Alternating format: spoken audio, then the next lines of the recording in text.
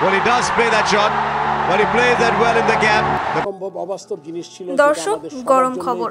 অবশেষে নতুন বিসিবি ফারুক আহমেদের কঠিন সিদ্ধান্তে ভারতের বিপক্ষে টি-20 সিরিজ খেলতে আজ বিমানে করে দেশ ছাড়লেন হার্ড হিটার সাব্বির রহমান।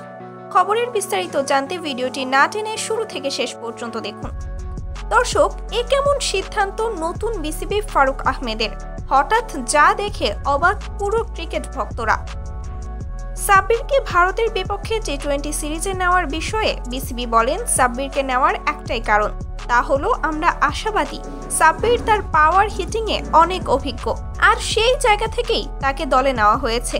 এছাড়াও আমাদের দলের মিডল অর্ডার অনেক দুর্বল, আর সেজন্য দলকে আরও কঠিন শক্তিশালী করতেই সাব্বিরকে দলে ফেরানো হয়েছে।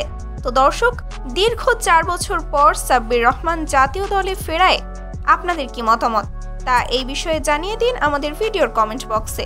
ধন্যবাদ।